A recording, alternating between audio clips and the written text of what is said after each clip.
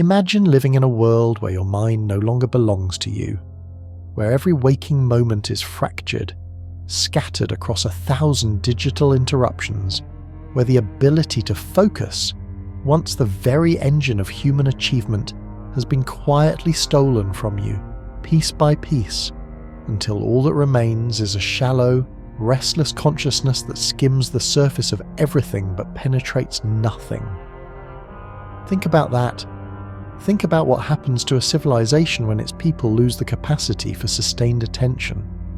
When deep work becomes impossible, when every thought is interrupted, every moment of silence filled with noise, and every attempt at concentration is hijacked by forces designed to fragment your awareness. In this video, we are going to expose the uncomfortable reality behind the death of attention, and the terrifying rise of what neuroscientists now call continuous partial attention, a state where millions of people live perpetually distracted, mentally exhausted, and unable to engage deeply with anything that matters.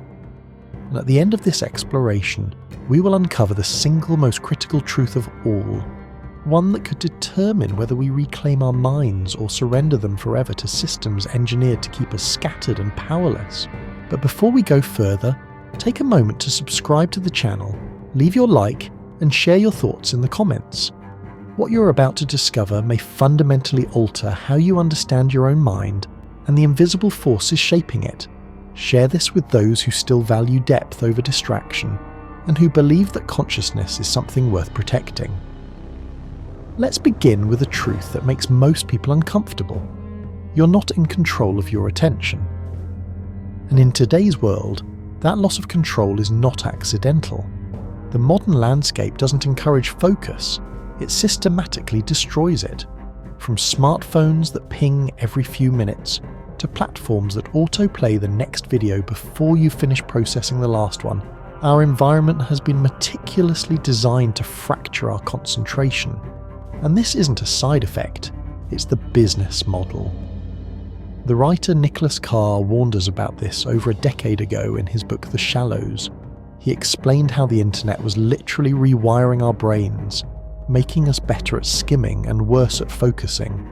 He described how our neural pathways adapt to whatever we practice most, and what we're practicing now constantly is distraction. Deep attention, the kind required for learning, creativity, problem-solving, and meaningful connection, is now seen as a luxury. It gets in the way of productivity culture. It slows down the consumption cycle. It interferes with the attention economy. It dares to ask, do I really need to see this right now? And in a world built on stealing your focus, that question is revolutionary. But how did we arrive at this point? The erosion runs deeper than most realize. One of the primary culprits is the sheer volume of stimuli we encounter daily. According to research from Microsoft, the average human attention span has dropped from 12 seconds in the year 2000 to just 8 seconds today, less than that of a goldfish. We are bombarded relentlessly with inputs, notifications, emails, messages, videos, ads, alerts, updates. Our brains were never designed to handle this kind of assault. When consciousness is overloaded, it doesn't adapt by becoming stronger, it adapts by becoming shallower. The mind begins to operate in survival mode, constantly scanning for threats and rewards, never settling long enough to think, to reflect, to truly see. This is what psychologists call vigilance fatigue.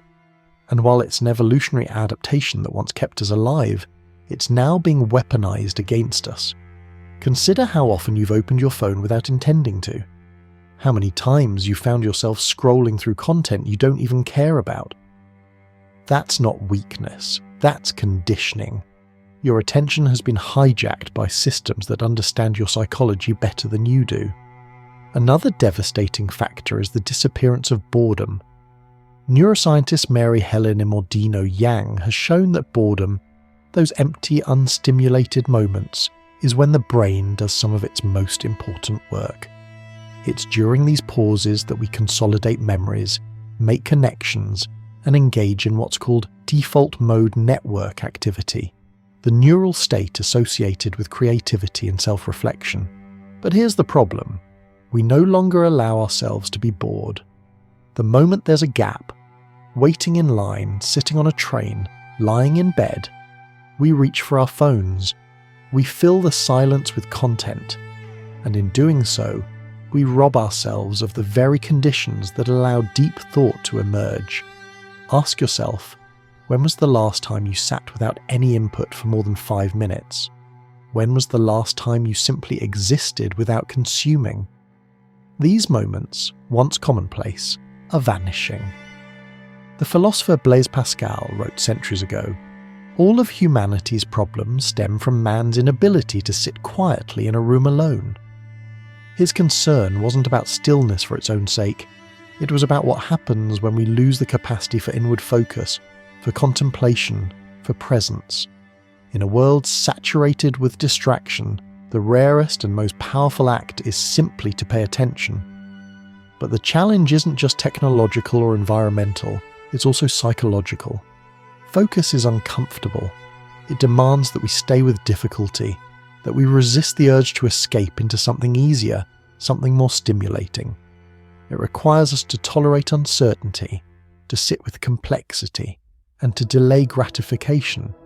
And in a culture addicted to instant everything, this feels almost impossible. So instead of focusing, we fragment, we multitask.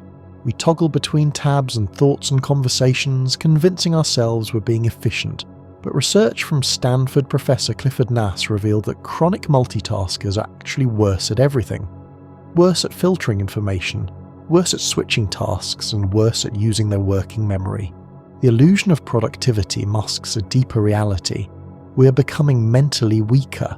Our capacity for sustained effort is atrophying, and the more we surrender to distraction, the harder it becomes to reclaim focus. What we are witnessing is not just a shift in behaviour, it's a transformation of consciousness itself. Because when a population cannot focus, it cannot learn, it cannot organise, it cannot resist. And the critical question we must ask is, who benefits when millions of people are too scattered to think clearly? Stay with me, because what comes next will reveal exactly how these forces have infiltrated every aspect of your life, and why reclaiming your attention is not just a personal challenge, but a moral imperative. To understand how we lost our attention, we must examine the systems that have evolved not to support deep focus, but to dismantle it at every turn. Let's start with the technology itself. Former Google design ethicist Tristan Harris has become one of the most vocal critics of what he calls the attention extraction model. In his words, technology companies are in a race to the bottom of the brainstem, competing to trigger the most primitive, reactive parts of our neurology. Think about that metaphor. They're not trying to reach your higher self, your reasoning mind, your capacity for wisdom. They're targeting the parts of you that are impulsive, emotional, easily addicted. Why? Because those parts are predictable, and predictability is profitable.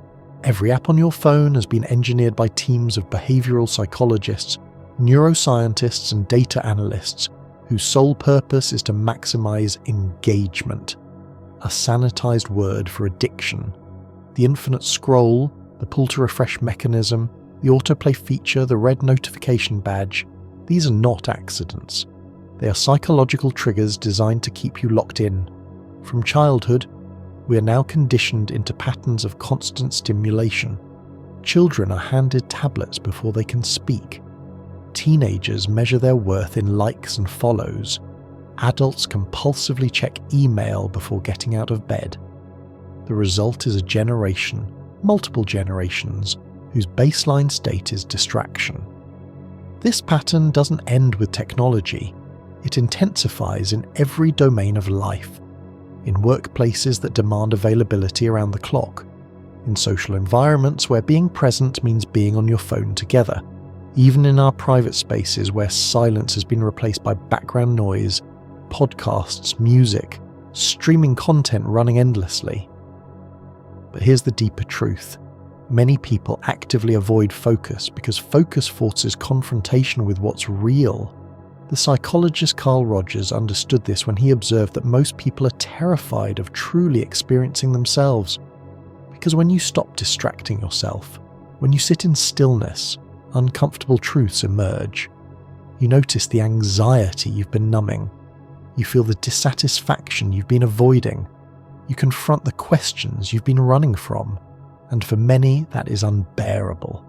So they choose the comfort of distraction over the discomfort of awareness. We surrender our attention voluntarily, trading depth for ease, presence for numbness. And in doing so, we become easier to manipulate, easier to exhaust, easier to control. Social media has weaponized this vulnerability on an unprecedented scale.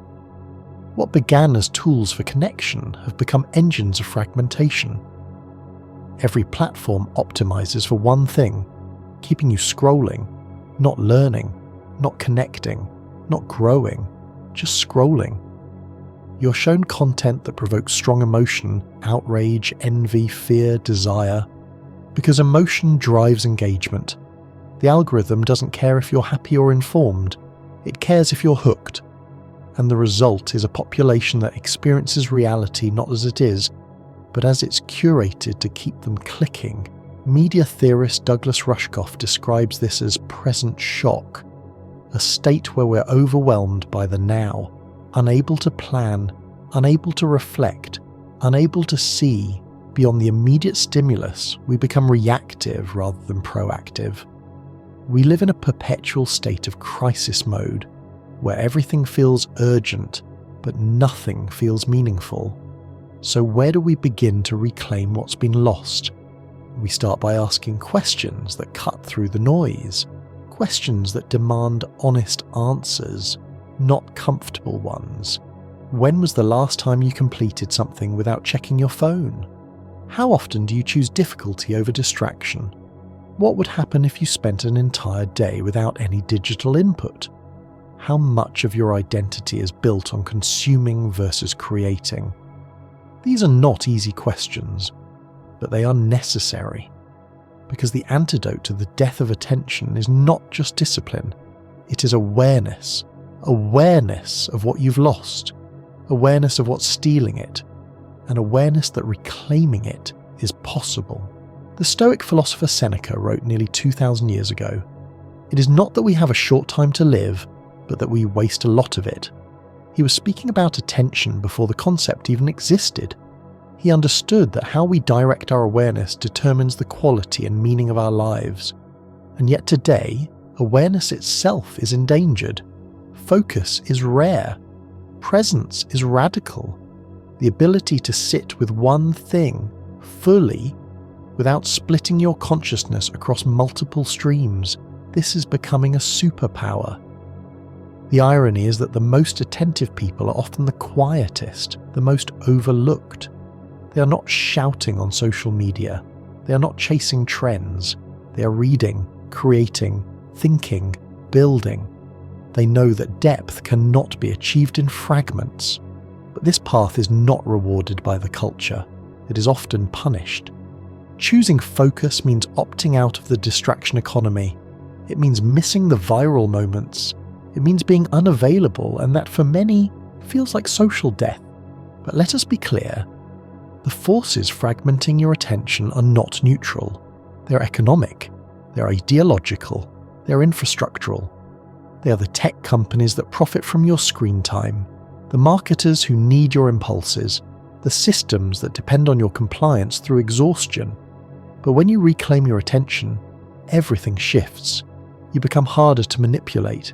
You see through empty content. You stop being a passive consumer and become an active creator. And in that transformation, however quiet, you reclaim your sovereignty.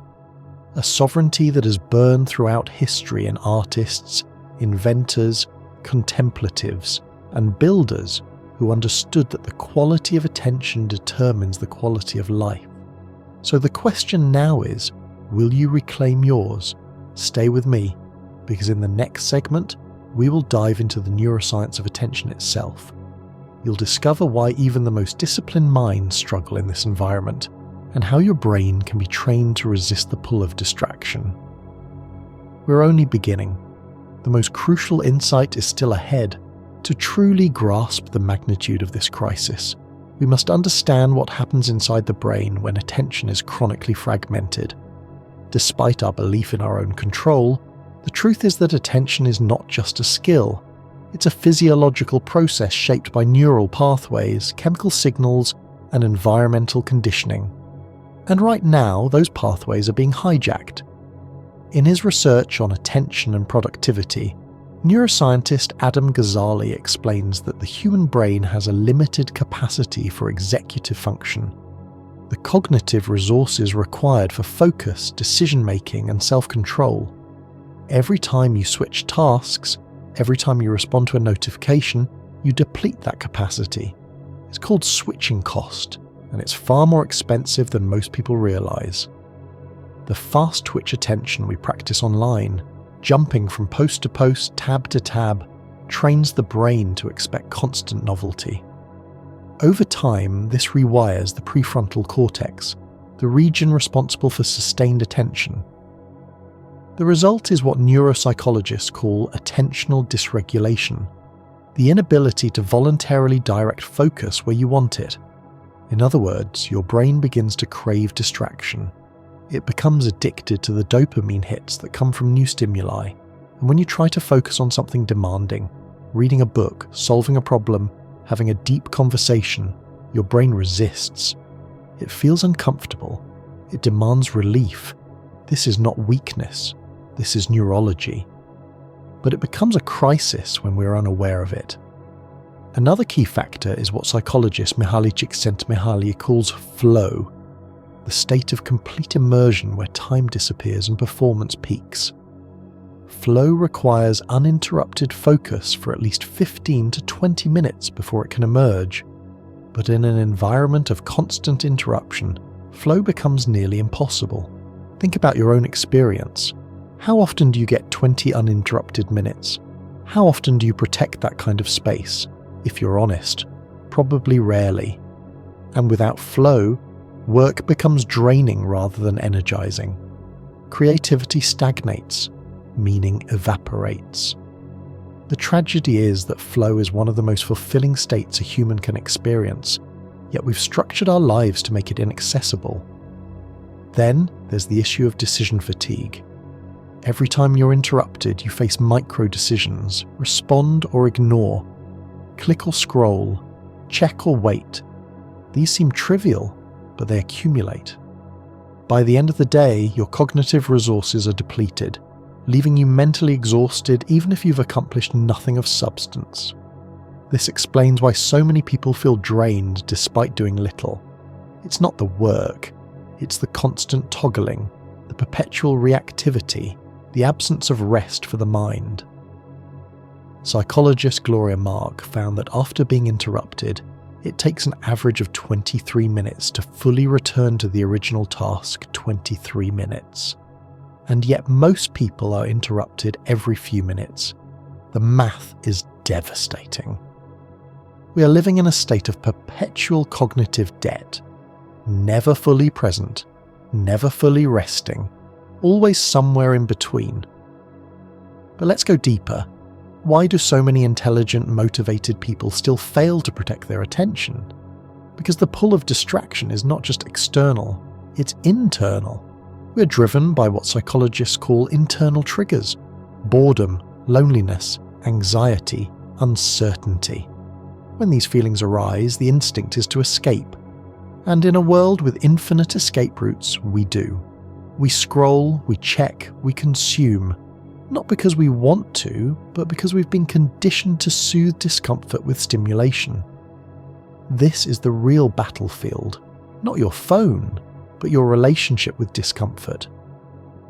Because reclaiming attention means learning to sit with the uncomfortable feelings that arise when you're not distracted.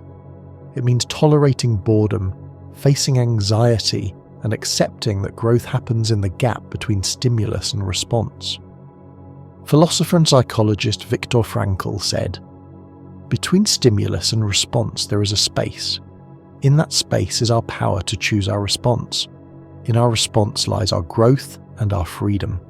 That space, the pause, the breath, the moment of choice, is where attention is either claimed or surrendered, and right now that space is collapsing.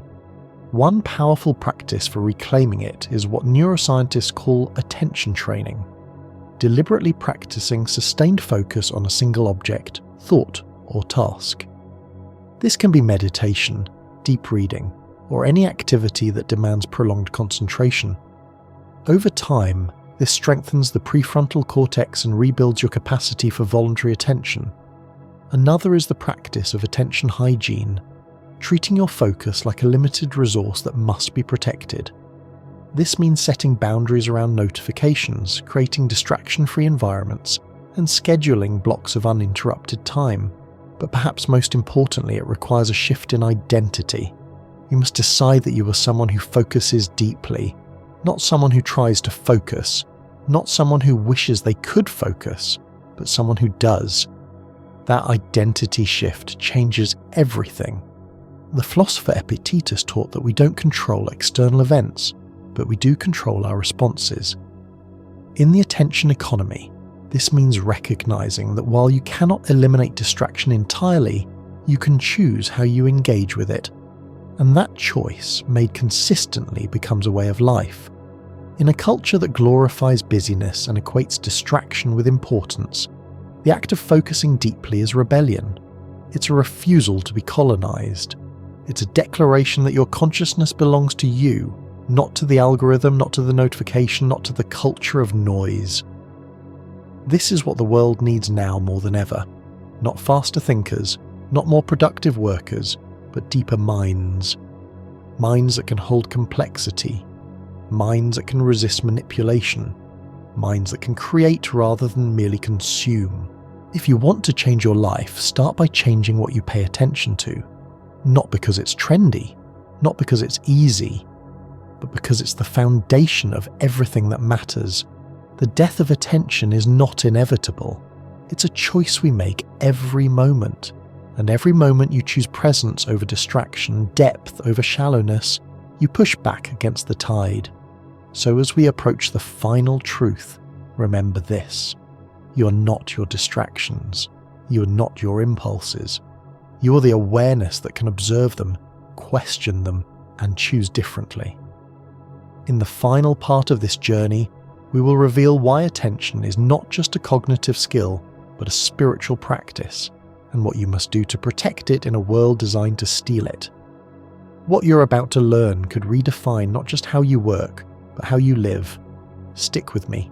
At the core of this entire crisis, beneath the technology and the neuroscience and the social conditioning, there lies something even more profound. The real reason attention is dying is not because we lack the ability to focus, but because we are afraid of what we might discover if we do. To pay attention is to become present, and to become present is to confront reality as it is, not as we wish it to be, not as we've been told it is, but as it actually is. And for many people, that confrontation is terrifying. We live in an age where identity has become performance. People curate their lives for an audience. They define themselves through their consumption, their affiliations, their online personas. To truly focus, to step away from the feed, to stop performing, to exist without validation, is to risk discovering that much of what you've built is hollow. But this is precisely the illusion that must be shattered. That you're your productivity, your likes, your busyness. You are not. You are the consciousness that can witness all of it, and that consciousness requires space, silence, and sustained attention to fully awaken. The final and most important truth is this: attention is not just a cognitive resource, it is the foundation of freedom itself. Because what you pay attention to shapes who you become. It determines what you value, what you create, what you contribute.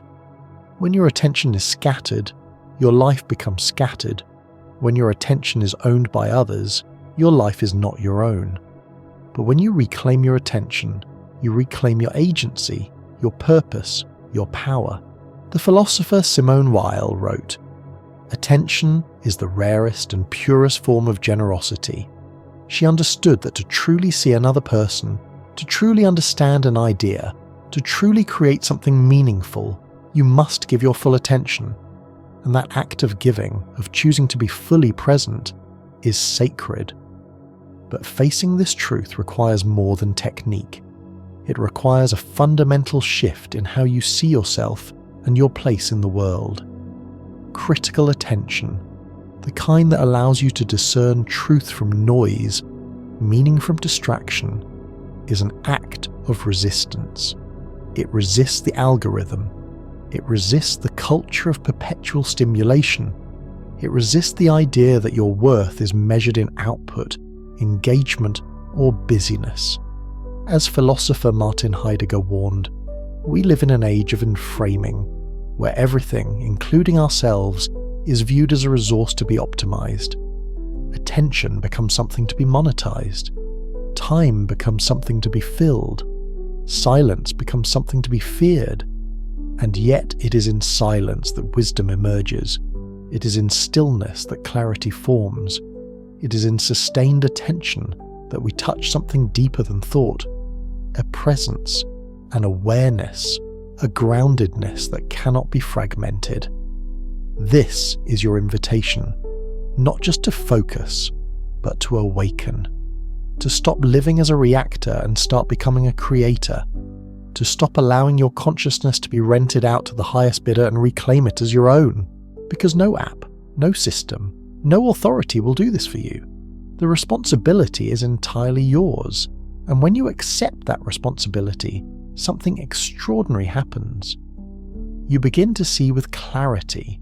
You begin to feel what it's like to live with intention, rather than impulse. You begin to notice the difference between engagement and addiction, between connection and performance, between productivity and presence. And most importantly, you begin to lead, not with noise, not with busyness, but with depth. You become a still point in a chaotic world, a grounded presence in a culture of frenzy, a person who has chosen attention in an age of distraction. This is what the world needs. Not louder voices, not faster minds, but deeper attention. Attention that can hold complexity. Attention that can tolerate uncertainty. Attention that can see beyond the immediate and into what truly matters. If you want to change the world, start by reclaiming your attention, not because it's popular, not because it's rewarded, but because it's true. The death of attention is not a fate, it's a symptom of fear, of exhaustion, of a civilization that has traded depth for speed. But every act of sustained focus pushes back against that tide. Every moment you choose presence over distraction, silence over noise, depth over surface, you reclaim your humanity. So as we end this journey, remember, the most revolutionary thing you can do in this moment is not to react, not to perform, not to consume, but to be fully present. Let the others live in fragments and feeds. Let them trade their consciousness for convenience, but not you. You are awake now, and once you awaken to the power of your own attention, you can never unsee it. If this message resonated with you, share it, not because it's viral, but because it's vital. Leave a comment with your reflections, your struggles, your victories, because deep attention doesn't grow in isolation, it grows in community. And if you're still here, know this, you are not alone. There is a quiet revolution happening, a movement not of noise but of presence, not of distraction but of depth.